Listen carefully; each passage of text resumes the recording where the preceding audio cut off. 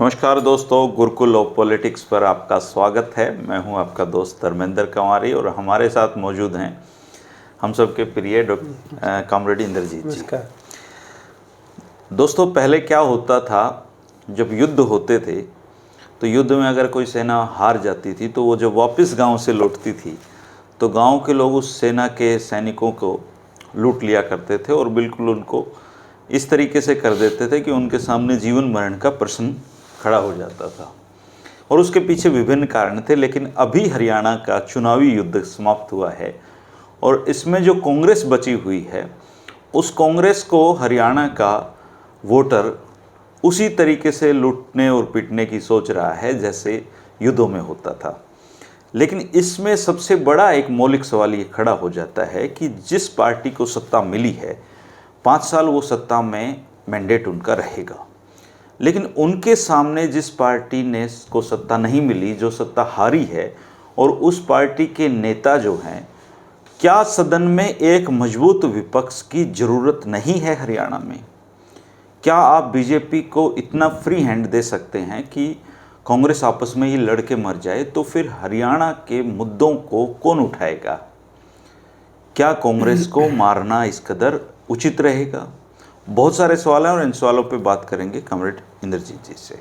Comrade साहब जी,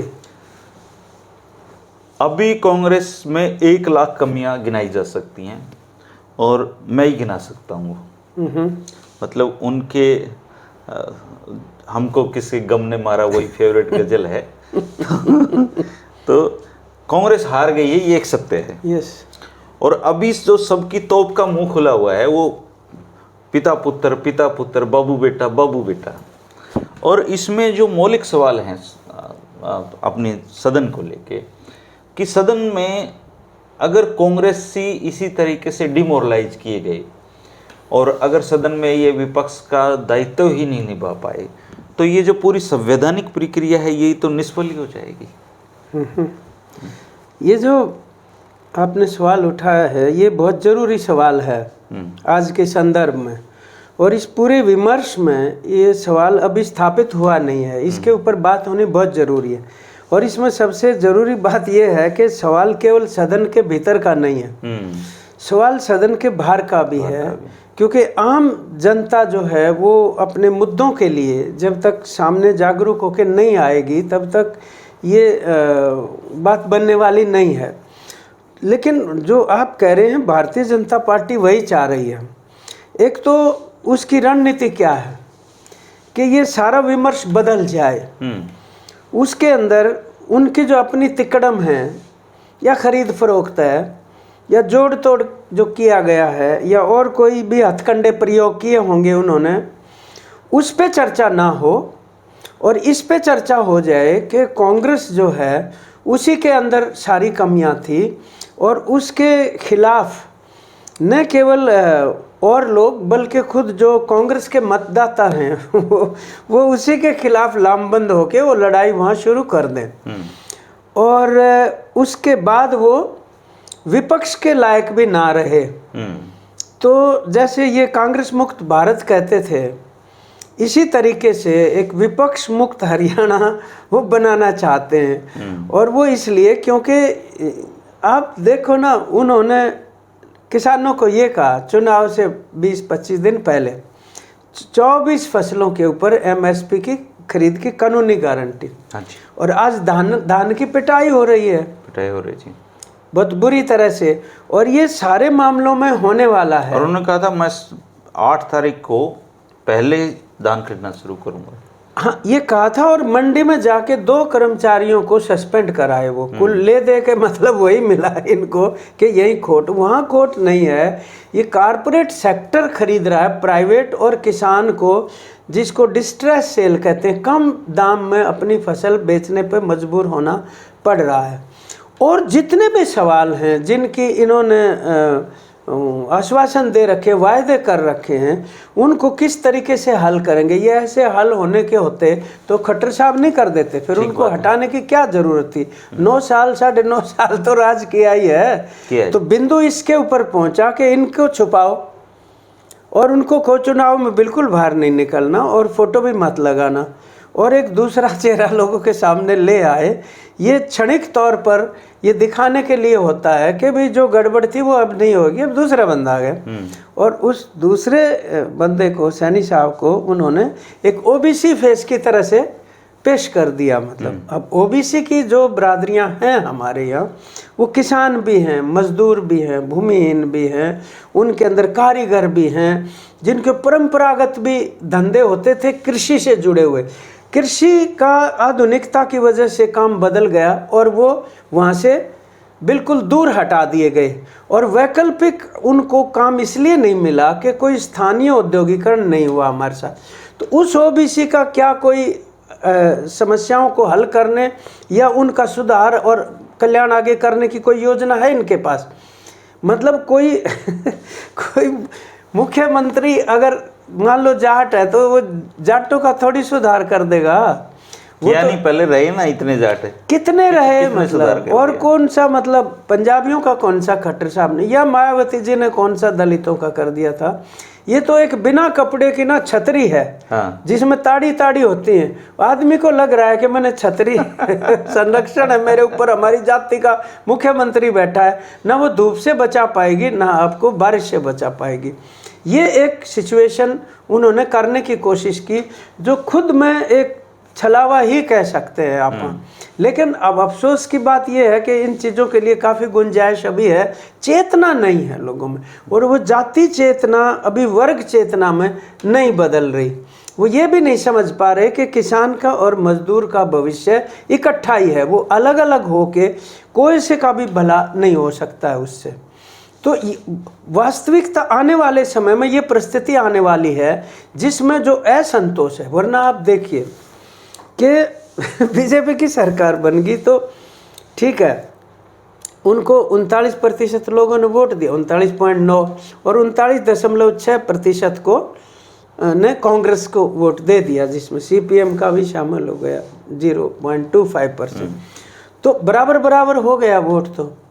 तो जिनके तबकों की लगा लो, चलो मैं ये नहीं कहता एक जाति विशेष ने ही कांग्रेस को दिया और अन्य जातियों ने उनको वो तो सीडीएस के अगर आप आंकड़े देखें तो हरियाणा में जैसा बीजेपी प्रोजेक्ट कर रही है कि जाट नॉन जाट का चुनाव, वो तो था ही नहीं। जाटों ने बड़ी भारी संख्या में बीजेपी को वोट दिया है।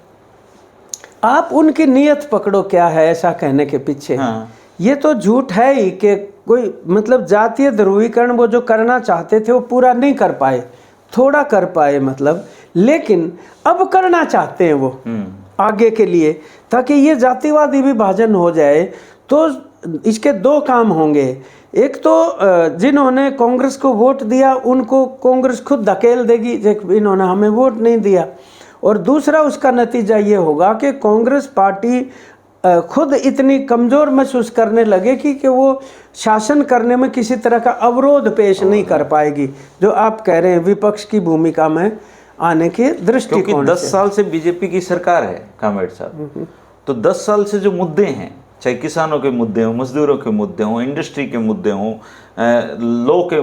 लॉ एंड ऑर्डर के मुद्दे, वो तो ज्यों के त्यों ही खड़े हैं, ज्यों के त्यों खड़े हैं। इसीलिए किसी भी प्रकार की खुशी नहीं है सरकार बनने के प्रति, और कोई राहत महसूस नहीं कर रहा है। भाई तुम बाबू बेटे को कोसते रहो, फ्री हो, हाँ। लेकिन एक विपक्ष के तौर पे जो सदन या सदन से बाहर जो जिस तरह की विपक्ष की जरूरत है उसको खत्म करने की रणनीति जो है वो घातक है समाज के लिए। नहीं मतलब राजनीतिक पार्टियां हैं, विपक्षी पार्टियां हैं, उनकी अपनी कार्य प्रणाली है। मान लो गुटबंदी का सवाल है, हरियाणा में कोई अब थोड़ी ना पैदा हुई है, सदा से है, सदा से है। बीजेपी अभी सत्ता में है तो उनकी गुटबंदी दिखाई नहीं देती, गुटबंदी तो वहां भी है, वहां भी है, अब दिखाई भी देगी, ऐसी बात नहीं है। और एक आदमी मेरे को मजाक में कह रहा था, मैंने कहा ना गुटबंदी भी कुछ असर डालेगी, ये रोक ले तो ठीक रहे। बोले इनमें गुटबंदी नहीं होगी तो खबर आनी बंद हो जाएंगी और तो कुछ कर नहीं रहे। वो इस तरह की मजाक में बात कर रहा था। लेकिन बात यह है कि भाई ओवरनाइट पार्टियों का चरित्र तो नहीं बदल सकता ना। पार्टियों का चरित्र तब बदलेगा जब जनता उस चीज़ के लिए अपने आप को लामबंद करेगी और खुद वो पहलकदमी करके तब उनकी इच्छाओं और आकांक्षाओं के अनुरूप पार्टियों को अपना चरित्र बदलना पड़ेगा। जब तक वो पार्टियां लोगों को टेकन फॉर ग्रांटेड कहते हैं ना कि कहाँ जाएंगे लोग, तो आने ही आने, मतलब हवाई अड्डे पे आपने वो देखा होगा, एक जो वो कन्वेयर बेल्ट होती है आपका सामान वो उसके ऊपर रख देंगे। हाँ। आप खड़े खड़े इंतजार करेंगे मेरी अटैची कब से आने वाली है। हाँ। और जब आएगी तो आप उठा लेंगे। तो इनको ये लगता है कि अब हो गए 10 साल, अब अगला तो हमारा है ही, अपने आप ही आ जाएगी। ऐसा पहले भी हरियाणा में सोचा जाता रहा, परंतु ऐसा होता नहीं है अब ज़्यादा, मतलब कि आप इंतजार करेंगे खड़े रहेंगे तब तक, तो ऐसा बात होने वाली नहीं है। उनको और ज़्यादा सक्रिय होना पड़ेगा, मुद्दों को आर्टिकुलेट करना पड़ेगा वास्तव में, और जिसको रियल विकल्प कहते हैं वो सामने आना चाहिए ना। मतलब विपक्ष है तो आप नीतियों का विकल्प पेश करेंगे तभी बात बनेगी ना, और लोगों को अपने विश्वास में लेंगे। अब एक दिक्कत क्या है हमारे यहाँ, अब मैं जो बात बीच में रहेगी वो ओबीसी वाली जो है, चीफ मिनिस्टर को वो अपने सोचते होंगे, मतलब उस तरीके से अनुभव से सीखेंगे, कोई बात नहीं।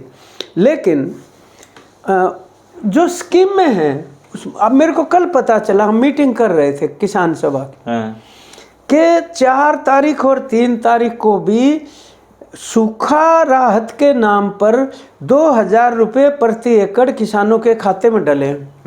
5 को वोट पड़े, 3-4 को डल रहे थे। और हम जब सूखा राहत के लिए मांगते थे, कितनी लड़ाइयाँ लड़ते थे, टस से मस नहीं होती थी सरकार, और अब वो पैसा डाल दिया। अब उससे थोड़ी राहत महसूस हुई होगी, 5 किलो अनाज मुफ्त देने की राहत महसूस हो रही होगी कुछ।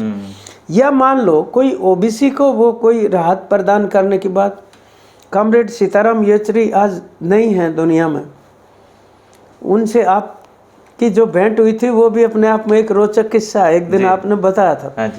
वो जब अर्थव्यवस्था को समझाते थे कि ये जो राहत प्रदान कर रहे हैं ये मसला क्या है, तो वो एक कहानी सुनाते थे भाषण देते हुए वो ये कहते थे कि मैं एक कहानी सुनाऊंगा, उस कहानी का आखिरी जो एक सवाल होगा आखिर में, और वो सवाल ये आपको जवाब देना पड़ेगा, सुनने वालों को कहते थे कि वो कौन था।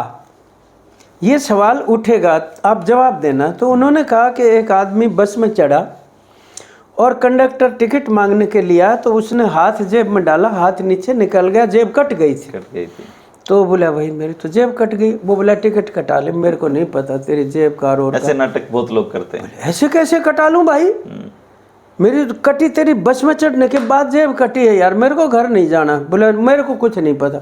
उसने सीटी मार दी, बस रुक गई। आप जैसे 10-20 लोग और बोले यार हमने जल्दी है, क्यों काम बस रोक रखी है, फलाना दखड़ा। बोले टिकट नहीं लेता। वो बोले ले आऊँ कैसे भाई, मेरी जेब कट गई यार, कमाल कर रहे हो। काफ़ी देर होने लगा तो एक आदमी खड़ा हुआ, वो बोला कंडक्टर को भाई कितने पैसे हैं इसके बताओ। बोला 40 रुपये हैं। बोला ये पकड़ 40 रुपये, ठीक है। और लोग ये बोले कि कितने धर्मात्मा लोग हैं, देख ले यार हमारी वजह से इसने अपने 40 रुपये दे दिए। और फिर वो लाइन आती है वो कौन था, तो वो जेब कतरा था, उसी ने दे दिए 40 रुपये। उसने 40 रुपये दे दिए और धर्मात्मा कहलवा लिया। ये सरकार इस तरीके से, मतलब जो उन्होंने किसान के खाते में 4 तारीख को पैसा डाला है, मान लो 4000 डाल दिया 2 एकड़ का सूखा राहत का, वो 4000 आज उसका दान में निकल गया, वो निकल चुका उसका। इसी प्रकार से वो और किसी चीज़ का एक वो जो प्रधानमंत्री निधि, जो सम्मान निधि उसको कहते हैं, वो मतलब मामूली सा कोई 6-7 रुपये प्रति व्यक्ति पड़ता है अगर देखा जाए प्रतिदिन के हिसाब से, जिसमें 1 कप चाय नहीं आती मतलब। लेकिन वो 2000 रुपये महीने के उसकी जेब में डाल के और अगले दिन खाद की कीमतें बढ़ा के और 50 किलो की बजाय 45 किलो का बैग कर दिया खाद का, उसमें से निकाल लिया, इस जेब में डाला, इधर से निकाल। उसको मालूम नहीं चलता, उनको धर्मात्मा लगता है 5 किलो मुफ्त अनाज है। अब आप ये देखो कि भाई खाद्य सुरक्षा का तो कानून है बाकायदा बना हुआ, हमने लड़के बनवाया था। 35 किलो अनाज पर मंथ पर परिवार मिलता था, 2 रुपये किलो, वो बंद कर दिया और 5 किलो मुफ्त कर दिया। वो 2 किलो जो 35 किलो देते थे 2 रुपये किलो, वो फिर भी सस्ता पड़ता था। अब जो 5 किलो मुफ्त मिल गया, बाकी तो खरीदना पड़ेगा मार्केट रेट के ऊपर। और अगर वास्तव में वो उसको अगर 125 मुल्कों में से कल ही आंकड़ा आया, भूखमरी में हम 113 नंबर पे, और वो तो तब है जबकि 80 करोड़ लोगों को आप मुफ्त अनाज दे के रोके हुए, तो अनाज जा कहाँ रहा है? उसको कौन उस मुनाफे को चाट रहा है? मतलब तो मैं ये कह रहा हूँ कि इस प्रकार से ये अगर किसी जाति विशेष को ये लगने लगे कि हमें ये फ़ायदा दे रहे हैं, वो फ़ायदा नहीं दे रहे हैं, वो उन्हीं का पैसा है। पर जो पार्टी सत्ता में है उसको तो शूट करती है ना, जाट नॉन जाट फलाना दिखड़ा। अब ये ऐसे लड़ना ना उनको शूट कर रहा है, क्योंकि इससे उनकी पॉलिटिकल पावर बनी रहती है। मैं इसीलिए कह रहा हूँ जो अधूरा रह गया था जातिवादी ध्रुवीकरण, अब उसको वो आगे बढ़ा रहे हैं, क्योंकि असली सवाल चुनाव में तो जातिवादी ध्रुवीकरण था ही नहीं। जितना मान लो था भी सुरसुर तो की है उन्होंने, लेकिन जब हम लिस्ट के ऊपर नजर मारते हैं अब तो सारी जातियों ने इधर भी दे रखा है, सारी जातियों ने उधर भी दे रखा है। इनकी चेष्टा जरूर थी, लेकिन और तरह की थी कि कान में फूंक मार रहे थे। 3-4 दिन पहले शुरू हो गई, और एक अखबार के फुल पेज के ऊपर ये लिख रखा था, याद करो तब क्या हुआ था, याद करो तब क्या हुआ था। और वो कान में आने वाले हैं, देख लो अब तुम्हारे ऊपर। इस किस्म की ओछी हरकतें आप भय पैदा करके किसी जाति विशेष का राक्षसीकरण करना, वो वैसे भी कोई लोकतांत्रिक प्रथा नहीं है। और बड़े बड़े विज्ञापन छपवा रहे हैं आप, हम तो सद्भावना पैदा करने वाले लोग हैं। जिस टाइम पर हुआ था उस टाइम भी, एक दिन मैं पहले भी आपको कह रहा था कि जब 2016 का ये हुआ आरक्षण वाला, और उसके अंदर कई जगह हिंसा की घटनाएं हुई, कई निर्दोष लोगों की जान भी चली गई, उस टाइम पर सिविल सोसाइटी ने, नागरिकों ने एक आयोग बनाया था। उसमें कमिश्नर रैंक का बंदा था, उसमें डीजीपी रिटायर्ड रैंक का बंदा था, प्रोफेसर, सोशल साइंटिस्ट, अर्थशास्त्री, और उन्होंने जगह जगह जाके लगभग 1 महीना अध्ययन करने के बाद एक रिपोर्ट जारी की थी। पब्लिश हुई है वो रिपोर्ट, और रोहतक के अंदर एक नागरिक सम्मेलन करके जारी की सार्वजनिक रूप से। हाँ जी। जबकि इसके विपरीत सरकार ने एक आयोग बनाया था, उसकी रिपोर्ट सार्वजनिक नहीं हुई, सार्वजनिक नहीं की, क्योंकि ये जो नागरिक आयोग वाली रिपोर्ट थी उसमें भी ये लिख रखा है कि ये हिंसा को आगे बढ़ाने में खुद खट्टर सरकार का हाथ था, क्योंकि वो ध्रुवीकरण करना चाहते थे जात पात का 35-1 के हिसाब से। और यही बात वो जो उस रिपोर्ट के अंदर थी, जो आयोग था, जो यूपी के डीजीपी होते थे उनको नियुक्त किया था, वो सार्वजनिक प्रकाश सिंह की रिपोर्ट थी, जारी नहीं की उसके बाद, क्योंकि उसके अंदर भी ये बात थी कि सरकार खुद जिम्मेदार है इसको आगे फैलाने देने के लिए। तो ये एक मतलब ये इसका यूज करना, इतने दिन के बाद आप कड़वाहट पैदा कर रहे हो, लोग सद्भावना पैदा दोबारा से रल मिल के, क्योंकि उनकी जिंदगी बिना सद्भाव के चल नहीं सकती है। और फिर उसी 2016 से निकल के हमें 2024 में उसी मोड़ पे लाके खड़ा उस मोड़ पे लाके खड़ा कर दिया। और मेरे को तो ये भी लगता है आज ये बहुत बड़ी चुनौती है कि किसी तरीके से इस साजिश को जो है वो ओवरकम करें, और लोग बिल्कुल उनको संकल्पित होके इसको पीछे छोड़ना पड़ेगा। मैं ये नहीं कह रहा कि उसकी वजह से इन्होंने पूरे को पूरा ऐसा कर दिया होगा, ऐसा भी नहीं है, कहते ही लोगों का ध्रुवीकरण हो जाता है, परंतु इनकी नीयत तो साफ हो ही गई थी, और उसका कहीं ना कहीं हो सकता है ऐसा प्रभाव कि कोई अब जाति का जो ध्रुवीकरण अच्छी बात नहीं होती किसी भी समाज के लिए। मतलब तो ये है जो अब वो आगे बढ़ाने की उनकी इच्छा है, ताकि लोग एकता करके आवाज़ ना उठाएं और वो आपस में एक दूसरे को अपना दुश्मन समझने लग जाएं। पहचान की राजनीति जो आप बात हो रहा है, अभी तो ऐसे ही हो रहा है। ये पहचान की राजनीति है कि हम इनकी वजह से गरीब हैं। देश में मुसलमानों की जनसंख्या बढ़ गई, कोई कह देगा कि भाई ये दलितों को मुफ्त में फलानी चीज़ दे रहे इसलिए हम वो रह गए, तो वो किसान को मजदूर के खिलाफ लड़ा देंगे। ये जाति के नाम पर या धर्म के नाम पर इस प्रकार की काल्पनिक चेतना पैदा करके, और जो असली कारण हैं गरीबी के, बेरोजगारी के या आर्थिक विषमता के, उन कारणों को, दरिद्रता के कारणों को उनके आगे से वो हटाना चाहते हैं और कारपोरेटर लूटता रहता है, वो काम मतलब उनका जारी रहता है। ये एक अपने आप में रणनीति है और इस रणनीति से चौकस होना जरूरी है। हम तो आंदोलनों के दौरान यही काम करते हैं और किसान आंदोलन ने बहुत ज़्यादा हमें सीख दी है इस बात की कि मजदूर से इकट्ठा हुए बगैर ये लड़ाई जीती नहीं जा सकती है। ये एक परिस्थिति इस मायने में ज़रूर है चुनाव के बाद की। एक चुटकुला आप सुनाते हो अक्सर, वो जमींदार बिजाई कर रहा था, एक बार मैं चाहता हूँ इसको सुनाइए कि किस तरह बीजेपी उनके दिमाग को खेल रही है। हाँ, ये बीजेपी पे फिट बैठता है। हाँ। बीज बो रहा था किसान अपने खेत में और वो डोले के ऊपर कोथड़ी रखी हुई थी बीज की, क्योंकि उसमें थोड़ा थोड़ा जितनी जरूरत है उतना ही डालेंगे। हाँ, उतना ही लेके चलता था। वो कुछ पाड़ी थे, मतलब शरारती किस्म के पाड़ी कर देते हैं। वो पशु चरा रहे थे, भैंस। वो बोले यार मेले में चलना 2 दिन के बाद, पैसे तो हैं नहीं, मिठाई विठाई कुछ खाएंगे। तो एक ने कहा कि वे ऐसा करते हैं, आपस में लड़ने का नाटक कर देते हैं और लड़ने का नाटक करेंगे तो ये किसान हमें छुड़ाने आएगा।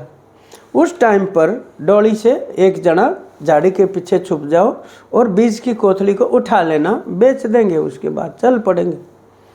उन्होंने अरे बोला, वो आपस में लाठी का लाठी भिड़ाई और लड़ा नहीं करते, बाज लिया बलदाना रोक कर और बोला, और वो झाड़ी के पीछे था, उठा उल्टा इतने देखा बीज की कोथली गायब। बोला भाई ये तो बहुत बड़ा धोखा हो गया, एक ही साल लड़ाई थी तो खाम खा के लिए। तो अगले साल मतलब वो था किसान और वो पाड़ी और वो मेला तो वो अपने बेटे को साथ ले गया और वो वहाँ बिठा दिया कि तू यहाँ बैठ जा। और वो आपस में उन्होंने फिर भिड़ाई जी लाठी का लाठी। तो वो बच्चा बोला बाबू चल वो तो लड़का कट मरेंगे, नहीं तो ये पाड़ी छुटावांगे। उनने बोले बीज की कोथड़ी पर करड़ा होकर बैठ जा, कोई को नहीं लड़ता, इस पर नज़र है। ये तो लोगों की जो आजीविका है उसके ऊपर नज़र है और उससे ये लुटवाना चाहते हैं कारपोरेट सेक्टर से। वो बात कई बार वो दिमाग में आ जाती है कि बीजेपी की भी उसके ऊपर नज़र है। तो अभी होना तो ये चाहिए कि जो सरकार सत्ता में आ रही है और जो 10 साल पहले राज करके 5 और के लिए उनको मैंडेट दे दिया है, तो जनता को तैयारी तो करनी चाहिए उनसे सवाल पूछने की। सही बात है। हाँ। और तैयारी, लोग सवाल उल्टा कांग्रेस से पूछ रहे हैं। सवालों की दिशा मुड़ गई, ये देखो ना। मतलब अभी कांग्रेस पे तो कांग्रेस पार्टी का मामला है, वो किसको बनाए किसको ना बनाए। आप सवाल तो बीजेपी से पूछो भाई, तुमने 2 लाख रोजगार का वादा किया है, कब से शुरू कर रहे हो प्रोसेस? अभी जो रिजल्ट आने हैं वो तो पिछली सालों के हैं। इसके अलावा एक और भी बात है, अगर मान लो आपको कांग्रेस के किसी उम्मीदवार से खुंदक है और खुंदक आपको निकालनी है, तो बीजेपी को क्यों जिता रहे हो? हाँ। मतलब आप खुंदक निकाल के फायदा किसे पहुंचा रहे हो? पहुंचा तो दिया, वो तो मैंडेट तो दे दिया बीजेपी। ऐसी 20 सीट हैं, मतलब वहाँ तो लोगों को खुद सोचना चाहिए था ना कि भाई ये बाद में निपटा जाएगा जो भी कुछ होगा। परंतु जो 10 साल से वहाँ पे बैठे हैं और हर लिहाज से बेरोजगारी हमारे प्रदेश में, देखो धर्मेंद्र जी बात ये है, चुनाव आते जाते रह सकते हैं, लेकिन कुछ चीज़ें ऐसी हैं जिनके ऊपर हमारा समाज ना चौराहे पर आके खड़ा हो गया और अब ये देखना पड़ेगा कि किस तरफ जाना चाहिए हमें। नौजवानों में जो नशाखोरी की प्रॉब्लम है और उसके लिए बेरोजगारी मूल कारण है, वो परिवार जो है बर्बाद हो रहे हैं। और आप देखिए जहाँ नशाखोरी है, जिन जिलों में सर्वाधिक, फतेहाबाद और सिरसा, वहाँ पे लोगों ने बीजेपी को साफ कर दिया, साफ किया है। फतेहाबाद में 3 सीटें जो हैं सबसे ज्यादा प्रॉब्लम थी ये नशा। सिरसा में एक भी सीट नहीं जीत पाई बीजेपी। बिल्कुल बिल्कुल, क्योंकि उनको ये लग रहा है कि उनके संरक्षण में नशा फल फूल रहा था। मतलब तो वो युवा जो है कहाँ जाएगा, ये एक चिंता का विषय बनता है उस तरीके से। इसलिए रोजगार पैदा करवाना, चलो जो भी शासन है उसके ऊपर एक दबाव बनना चाहिए। मतलब भाई 2 लाख कोई पूछने वाला, 2 लाख नौकरियां खाली क्यों हैं? चलो ये बता दो। 10 साल से खाली हैं। 10 साल से खाली हैं और क्यों नहीं भरी जा रही? आप मतलब निजीकरण कर रहे हैं बिजली का, रोडवेज का, PWD का, रेलवे का, शिक्षा का, स्वास्थ्य का, और जितने लगे भी हैं तो कच्चे लगे हैं उस तरीके से। तो जो विदेश जाने वाला डंकी रूट जिसको कहते हैं, पता नहीं क्या बच्चों के साथ बन रही होगी, उनके साथ धोखा पट्टी करके किसी देश का भी नाम लेके 35, 40, 45 लाख रुपए और पता नहीं कहाँ जाके उतार देते हैं। पर वो जो सर्वाधिक पीड़ित जो लोग हैं उस डंकी रूट के, उन्होंने बीजेपी को चुना है, ये उनका विकल्प है। मतलब कुछ ऐसी जगहें हैं, वो मतलब एक कैथल के गांव में एक की तो डेड बॉडी आ गई थी जो इसी तरीके से गया हुआ था। वहाँ तो शायद खैर बीजेपी हारी है उस गांव में तो, लेकिन चोर कंडक्टर वाला बिल्कुल सही है ये मामला। हाँ, मतलब वो धर्मात्मा बन जाते हैं चोरी करके, उनको देने के बाद वो सीताराम सुनाते थे ये बात, और ये जल्दी समझ में आ जाती थी भाई बात क्या हो रही है। इवन अभी चुनाव जीतने के बाद बीजेपी ने न केवल विपक्ष को बल्कि जो सरकार से सवाल उठा रहा है, चाहे वो कोई भी हो, उन सबके खिलाफ सुनियोजित ढंग से अभियान छेड़ रखा है उन्होंने। वो डराना चाहते हैं, हर उस आवाज को डराना चाहते हैं जो सरकार से सवाल कर सकती है, तो ये डिमोरलाइज कर दो इनको इसी स्टेज पे। देखो जी, पाड़ेबंदी जो चुनाव से पहले एक पाड़ेबंदी थी, लोग ये कह रहे थे हम इनको हराएंगे, और बीजेपी वाले भी ये कह रहे थे कि हम जीत नहीं सकते इस बार, सभी कह रहे थे। तो उसके बाद जब वो जीत गए हैं तो ये हताशा जो है और विक्षोभ जो पैदा हुआ है, ये पस्त ना करे लोगों को, और वो पाड़ेबंदी का जो समीकरण है वो बने रहना जरूरी है। मुझे ऐसा लग रहा है कि वही स्थिति आनी चाहिए। बाकी इसके अंदर क्या क्या कहाँ कहाँ गड़बड़ियाँ हुई हैं वो भी देखने की ज़रूरत है।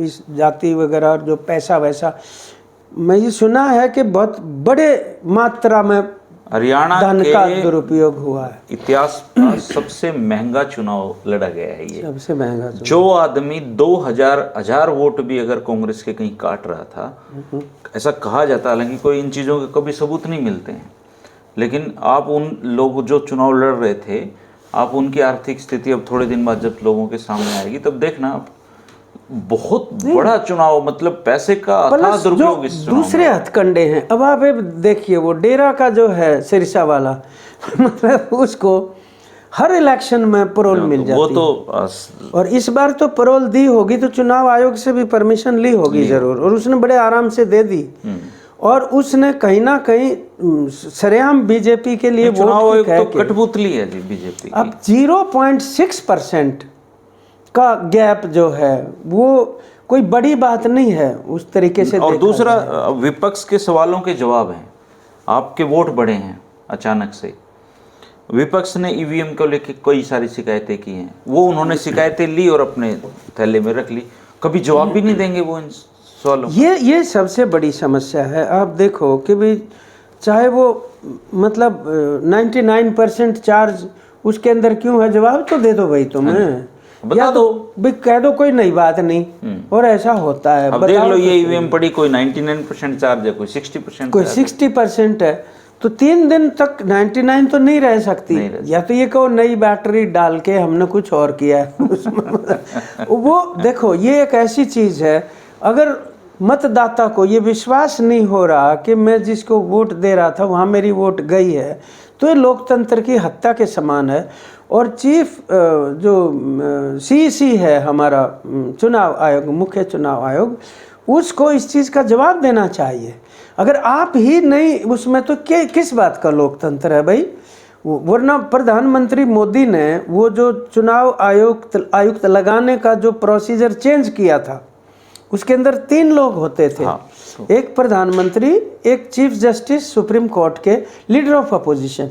उन्होंने वो चीफ जस्टिस वाला हटा के पार्लियामेंट से जो अपनी मेजॉरिटी का फायदा उठाते हुए ये करवा लिया कि प्रधानमंत्री, लीडर ऑफ अपोजिशन और एक प्रधानमंत्री द्वारा मनोनीत किया गया मंत्री जी।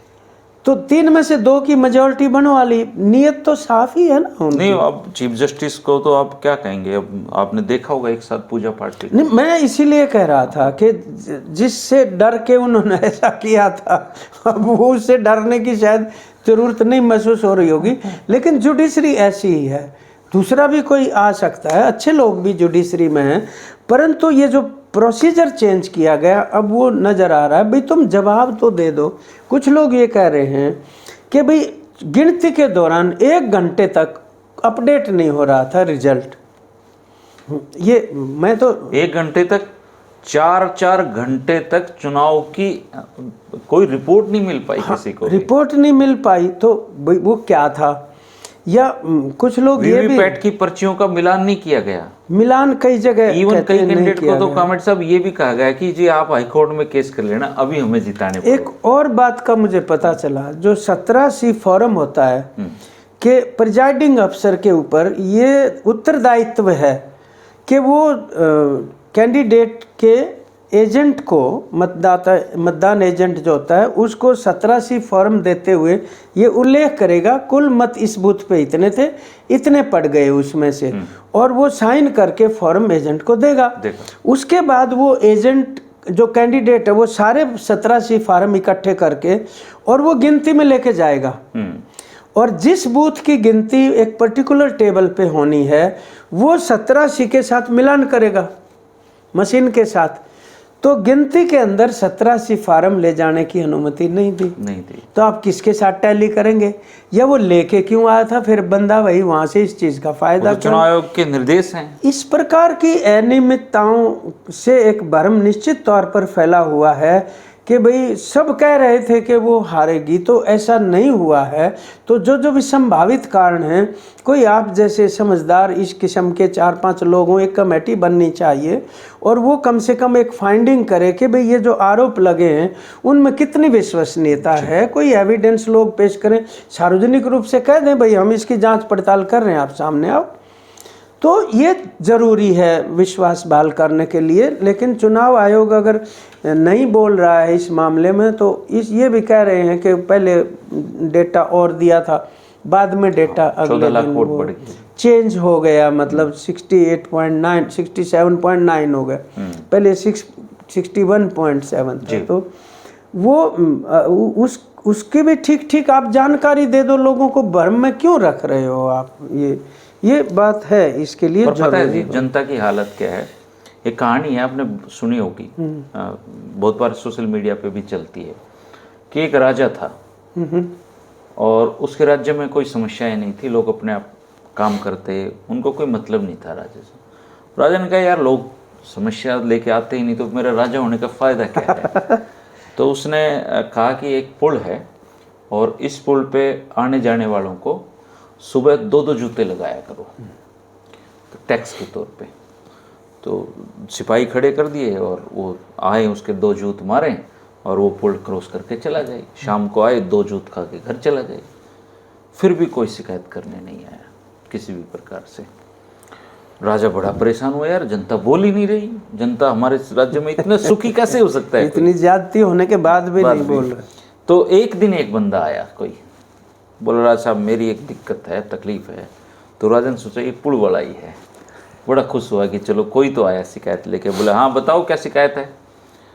बोला जी शिकायत एक ही है, आपने 2 सिपाही खड़े कर रखे हैं पुल के उस साइड और 2 खड़े कर रखे हैं उस साइड।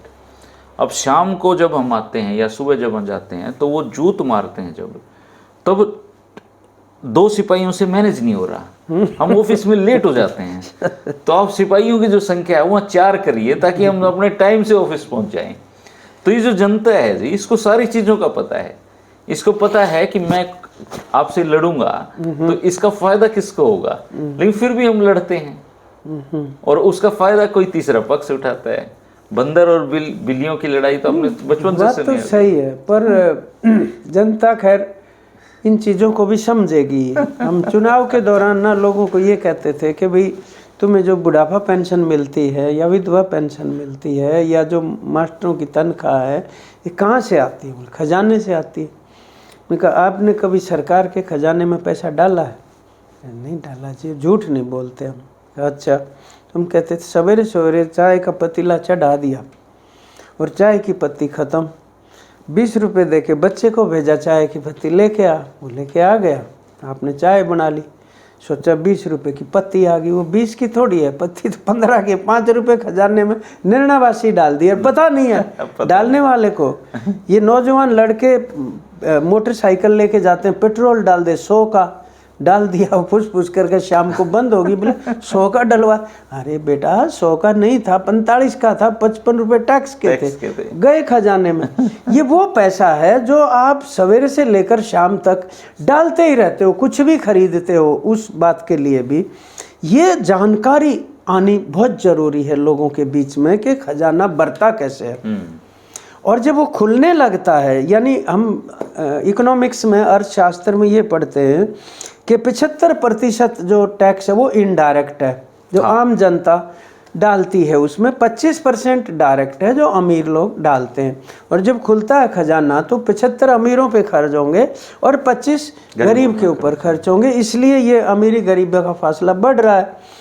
लेकिन इस चीज़ की जानकारी होना लोगों में बहुत ज़रूरी है कि वास्तव में लूट, कई बार ना इतना बेबस कर दिया जाता है लोगों को कि वो होश ही नहीं रहता कुछ भी सीखने समझने का, एक तरह की उदासीनता आ जाती है। तो जो मैं कह रहा था कि एक चौराहे के ऊपर खड़े हैं हम हरियाणा समाज के रूप में, वहाँ ये बात अब सोचनी पड़ेगी कि भाई चलो राजनीति अपने ढंग से वो चलेगी, परंतु इन समस्याओं का निदान कैसे हो और ये नैरेटिव किस तरीके से खड़ा किया जाए।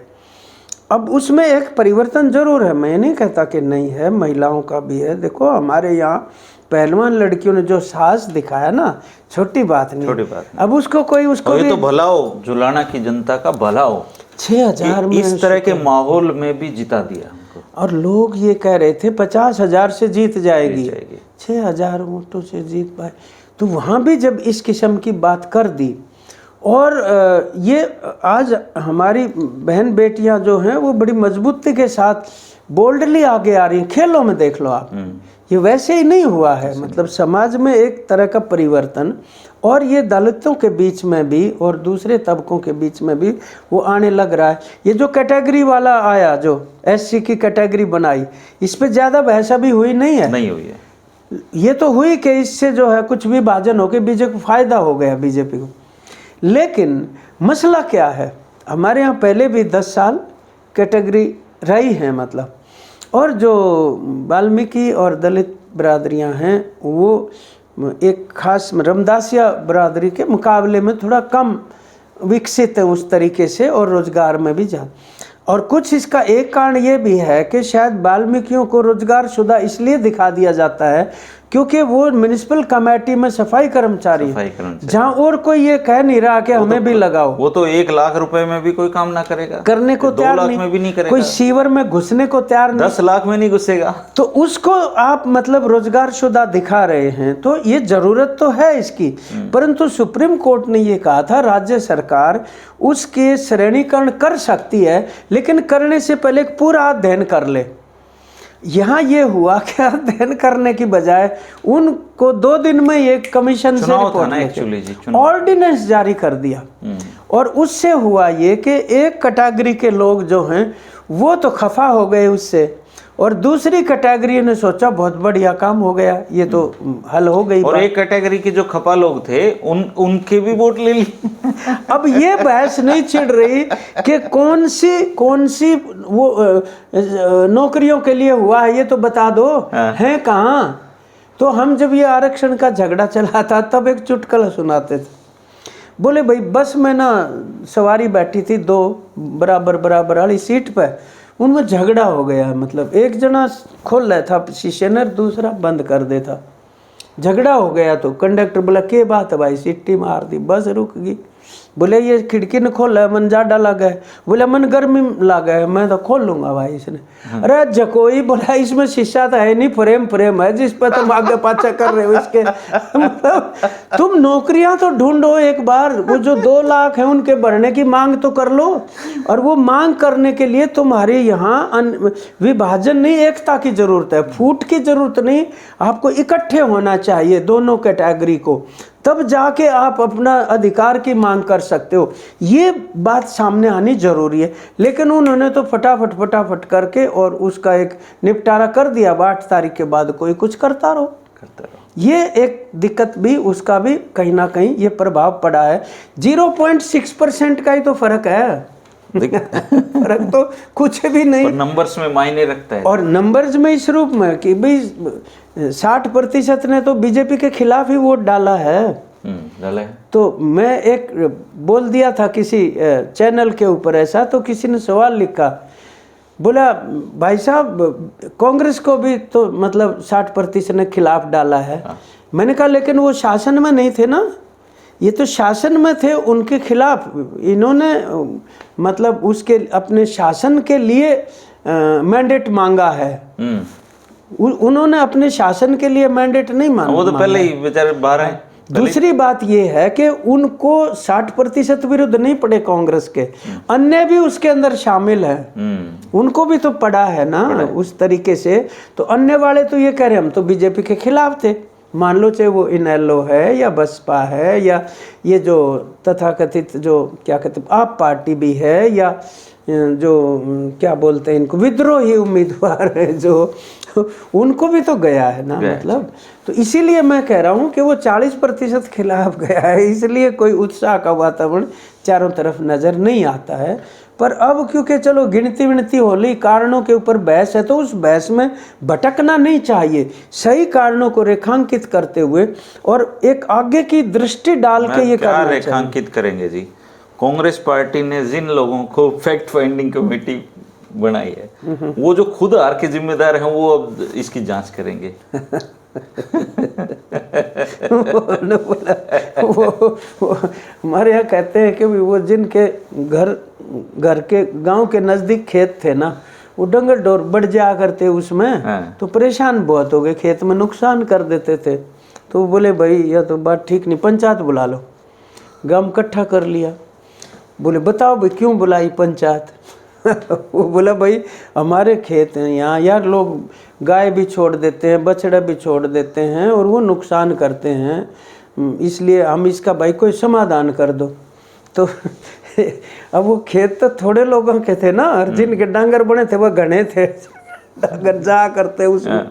तो वो बोले भाई क्या हो गया यार, गऊ की जाई दो मुँह मार की होगी यार, इतना बड़ा मुद्दा बनाने की थोड़ी ज़रूरत है। कोई दूसरा कह देता मिले न्यू तो मारे भी बढ़ते होंगे भाई के बाद फलाना दकड़ा। तो जिनने पंचायत बुलाई थी उन्होंने बोला भाई खड़ा होकर ने बोला वो कसूरी था घने हो गया, अरे पंचायत बुलानी है थोड़े, बोला बोलो नगर खेड़े की जाए। तो ये तो ऐसी सी बात बन रही है, किसको पंचायती बुला दे, किसकी कमेटी जांच करेगी पता नहीं। बोला कसूरी घने हो गए, पंचायती थोड़े रह गए भाई। तो वो तो है बात, लेकिन चुनाव देखो बहुत आशाएं लोगों की थी निश्चित तौर पर, वो पीछा तो छुड़ाना चाहते, आज भी पीछा छुड़ाना चाहते हैं, लेकिन उनके कुछ समझ में नहीं आ रही बनी तो बनी के मतलब। देखो जी, ये इन सवालों के जवाब कभी नहीं मिलेंगे कामेट साहब। नहीं मिल जाएंगे सवालों के जवाब तो, खैर थोड़ा सा जनता को कभी समझ में नहीं आता कि उनके साथ हो क्या रहा है। यही है बस, मेरे को डेमोक्रेसी का लब्बो थोड़ा सा ये लगता है कि समझ में देखो 3 कानून तुरंत समझ में आ गए थे।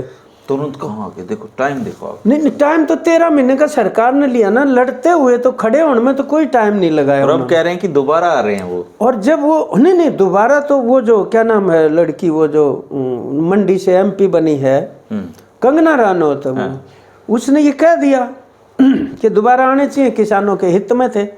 तो अपने जो न्यू क्या कर रहे हैं, बोल रहे हैं यार बुलाओ है कोई और, वो बात है ये, वो लाएंगे, कोशिश करेंगे, लेकिन फिर भी लड़ेंगे लोग, ऐसी बात नहीं है। कल पंजाब के अंदर 2 घंटे का चक्का जाम हो गया, ये धान जो नहीं बिक रहा। तो ये इस प्रकार की जो आजीविका की समस्या है ना, उनको बहुत देर तक टाला नहीं जा सकता। और मैं आपको एक उदाहरण बता रहा हूँ टीकरी बॉर्डर के ऊपर एक जड़ा मेरे से इंटरव्यू ले रहा था, तो मैंने कहा ठीक है भाई, बोले आप ये कारपोरेट क्या कर रहे हो, आम आदमी को क्या पता। मैंने कहा भाई पूछ लो आम आदमी से। तो महिला पंजाब की बैठी 3-4, उसने जाके माइक उनके आगे कर दिया। वो बोला बहन जी ये सरकार किसकी है जो है, बोले कारपोरेट की है। गांव की महिलाएं संघर्ष में जल्दी सीखते हैं लोग मतलब, और संघर्ष ही एकता बनवाता है उनके बीच। आज मेरे को पूछने लगा एक, बोले ये गुंडागर्दी थी जो आप लोगों ने मतलब दिल्ली भी जाम कर दी, सारे देश का नाक में दम कर दिया, और मतलब तोड़ा फोड़ी कर दी और सब कुछ कर दिया। मैंने कहा यार कुछ तो थोड़ा सा सोच, ये बता दे भाई हमने पत्ता तक तोड़ा हो कहीं। और सड़क किसने खोदी? खट्टर साहब ने। कील किसने गाड़ी? उन्होंने गाड़ी। लाठीचार्ज किसने किया? उन्होंने किया। हमने तो कुछ भी नहीं किया। तो हम 9 बजे रात को टीकरी बॉर्डर पे ऐसे 4-5 जने घूम रहे, एक महिला दुकान खोल रही 9 बजे रात को। हमारा एक साथी बोला, बहन जी डर नहीं लगता आपको? 9 बजे दुकान खोल रखी। बोली, भाई साहब पहले लगता था, किसान जब से आए अब डर नहीं लगता। ये उस आंदोलन ने प्रतिष्ठा अर्जित की अपनी। तो मुझे ये लग रहा है कि ये एमएसपी का सवाल हो, चाहे वो न्यूनतम वेतन का मजदूर का सवाल हो, चाहे वो कर्जा मुक्ति का सवाल है, या महंगाई का, बेरोजगारी का, ये ठोस सवाल है। इनको विषय नहीं किया जा सकता। सरकार कितना ही ध्यान भटकाने की कोशिश कर ले, अंततः उस तरफ ध्यान आएगा जरूर, मतलब ऐसा मुझे तो लग रहा है। एक आदमी डॉक्टर के पास चला गया, तो डॉक्टर को कहा, जी मेरे ना शरीर पे जहाँ भी उंगली लगाता हूँ वहीं पे दर्द होता है। डॉक्टर ने पूरा एग्जामिनेशन कर लिया, दवाइयाँ दे दी, वो फिर दर्द ठीक नहीं हुआ। फिर चेक किया कि दर्द तो ठीक नहीं हो रहा। तो लास्ट में कंक्लूजन ये निकला कि उसकी उंगली पे चोट लगी हुई थी। वो जहाँ भी लगाया था तो उंगली तो गई थी। तो दर्द जहाँ पे है ना जी, वहाँ पे खोजा नहीं जा रहा। वो ठीक है आपकी बात कि दर्द की जगह खोजना भी, मतलब देखो 21वीं सदी है, इतनी यहाँ पे जो दुर्दशा है ना, वो अच्छी बात नहीं। देहात में मैं आपको बता रहा हूँ बहुत बुरी हालत है। जो लोग देहात में एक दूसरे के खिलाफ वोट देते हैं ये देख के कि इसको कोई फायदा हो जाएगा या इसका मन उसको वोट देने का है, उन दोनों की हालत ये है कि उन दोनों के घर में एक टाइम की सब्जी भी नहीं बनती। हाँ, यू आर राइट। अगर ये जाट नॉन जाट की बात करें तो ना जाट के घर में दोनों टाइम सब्जी बनाने का जुगाड़ और ना उस कथित नॉन जाट के घर में सब्जी बनाने का जुगाड़, लेकिन दोनों इस बात में खुश रहते हैं कि वो सत्ता में नहीं आ रहा, वो नहीं आ रहा। नहीं, खुश तो कई बार पड़ोसी ऐसे हो जाता है। एक पड़ोसी की भैंस बीमार हो गई और वो दूसरे को पता चल गया कि भैंस बीमार है इसकी, तो बीच में दीवार थी मतलब, तो उसके ऊपर से मुंह काट के बोला, क्या ज्ञान है भैंस का? वो बोला, भाई ये तो हुई को नहीं ठीक, मतलब घंटे में फिर ये क्या ज्ञान है? तो वो बोला, ऐसा ही है भाई, मतलब। फिर तीसरी बार पूछ लिया, देर होए रखी थी रात ने। वो ने बोला, तू सो जा, मर जाएगी जब मैं आप बता दूंगा। तो कई बार मतलब इस हद तक भी उनकी वो होती है, लेकिन ये किसान की एक चेतना अपने स्तर की होती है जो आपस में टकराने वाली, लेकिन वो भी जो छोटे छोटे ये सवाल है ना, बड़े सवालों के सामने ये रिजॉल्व हो जाते हैं। मैंने अपने देखा है अनुभव से ऐसा होते हुए। और किसान मजदूर की भी जो वो बीच की जो खाई है वो भी इस तरह पाट दी जाती है। और जाति वाला सवाल भी इसी तरीके से हमारे हरियाणा एक रूप में तो आधुनिक बताया जाता है और संपन्न भी बताया जाता है, लेकिन दूसरी तरफ नज़र डालने लगे तो बहुत खतरनाक दौर से गुजर रहा है हमारा प्रदेश। तो इस रूप में एक अच्छी राजनीति की भी यहाँ ज़रूरत है, लेकिन वो आएगी तब जब जनता उस अच्छी राजनीति के लिए एक मतलब ग्राउंड तैयार कर लेगी, जिसको बुनियाद कहते हैं, उसी में से उगेगी वो। ऊपर से बिल्कुल भी अच्छी राजनीति आने वाली नहीं है। वो कितनी देर तक कि गाड़ काट लो, किसी का कुछ कर लो, मतलब ये दल बदल और इस किस्म की जो चीज़ें रही हैं यहाँ, ये वास्तव में हमारे यहाँ तो कई बार बदनाम रहा हरियाणा। उस आराम गैराम कहते थे, उसके बाद तो वो तो सीट अभी कम पड़ जाती तो अभी हो जाता अभी। और राष्ट्रीय स्तर के ऊपर नहीं, ये जो अब चुनाव से पहले जो खड़े कर रखे थे अलग अलग तरह के उम्मीदवार, ये भी तो वही था मतलब। तो लोग पनिश कर देते हैं कई बार। चुनाव में तो ऐसे टोटके मैं हैरान हो गया। मार्केट में यहाँ पे रोहतक की बात बता रहा हूँ मैं आपको, कुछ मोटरसाइकिल पे एक लड़का गया किसी दुकान के सामने, मोटरसाइकिल खड़ा कर दिया बिल्कुल बाहर निकल गया। तो उस दुकानदार ने कहा, भाई थोड़ा साइड में कर ले। बोला, रुक जा, 8 आने दे। तो ऐसी शिकायतें बहुत जगह से आ रही थी। पता किया तो पता चला कि वो सत्ता पक्ष के ही लोग थे। हाँ, नहीं वो छोड़े हुए होते हैं, उस तरीके से वो प्रायोजित होता है ये कार्यक्रम। मतलब इस बार गॉसिप्स का जो स्तर था, और उसका बाकायदा वीडियो भी भरा जाता है, ऐसे नहीं एक्सट्रीम है, लेवल पे पहुंची है, और फिर वो वायरल किया जाता है। ऐसे ही थोड़ी ना है वो, मतलब जो चुनाव के दौरान ऐसा कई बार देखने को मिला, मतलब तो ये सावधानी की भी जरूरत है। और वो जरूरत के हिसाब से हर क्षेत्र के लिए डिजाइन किया गया। मतलब कांग्रेस बहुत बुरी पार्टी है, उसने ऐसा कोई पाप नहीं जो उसने ना किया हो, पर ये तो उनसे आगे निकले हुए लोग हैं जी, ये तो उनसे बहुत आगे निकले हुए लोग हैं। उसका रीजन ये है कि ये लूट फूट और झूठ, ये तीन हैं इनकी रणनीति के हिस्से हैं, मतलब और वो उसी रणनीति को लागू कर रहे होते हैं। और इनकी अपनी खासियत ये है कि वो झूठ भी कई तरह की बोलते हैं, एक ही समय में वो कई तरह की जुबान निकाल सकते हैं। मतलब अभी पड़ोस में एक अंकल हैं, वो बोले देखा हमारी सरकार आ गई। मैंने कहा हाँ अंकल बिल्कुल आ गई। आपके घर में कितने बच्चे हैं? बोला भाई 3 हैं। मैंने कहा 10 साल में कोई सा नौकरी लगा उनमें से? बोला भाई प्राइवेटा में काम करने लग रहे हैं। मैं आपका कोई फायदा सरकार का सीधा पहुंचा हो? बोला ना भाई वो तो नहीं पहुंचा। पर बोला ठीक से आ गई। तो लोग खुशफहमी में जी रहे हैं जी।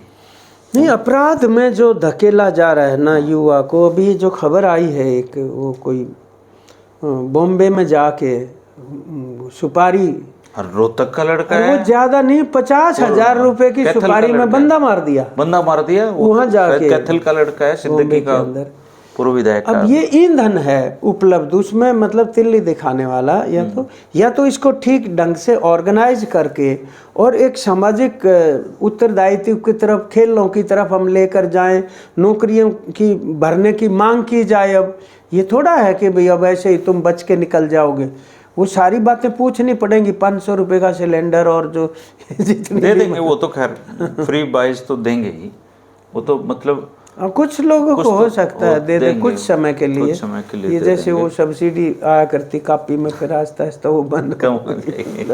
खैर दोस्तों, चुनावी बातों का और ये राजनीति तो जब तक जिंदगी है साथ चलती रहती है। लेकिन बात शुरू हुई थी कि हरियाणा में एक अगर सत्ता पक्ष की जरूरत है तो एक मजबूत विपक्ष की भी जरूरत है, ताकि सवाल सदन के भीतर और सदन के बाहर भी पूछे जा सकें। अगर आप और वो हरियाणा को मतलब विपक्ष मुक्त हरियाणा ना बने, ये भी देखने की जरूरत है। भाजपा चाहती है कि हरियाणा विपक्ष मुक्त हो जाए, विपक्ष मुक्त हो जाए और ये आपस में लड़ पड़े, और विपक्षी पार्टी जो है उसके खिलाफ उसी के जो समर्थक हैं वो लड़ पड़े।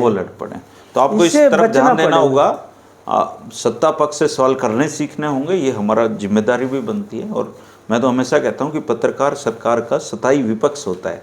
कुछ लोग मुझसे ये उम्मीद करते हैं कि तुम सरकार की तारीफ क्यों नहीं करते। अच्छा, आज पता क्या हुआ, मेरे अचानक याद आ गई, एक आदमी का फोन आया, वो बहुत ज्यादा दुखी हो रहा था। बोला जी मैं बस आपसे ही फोन लगा लिया, मैंने सोचा मैं दुखी हूँ। मैं कहा क्या बात हो गई?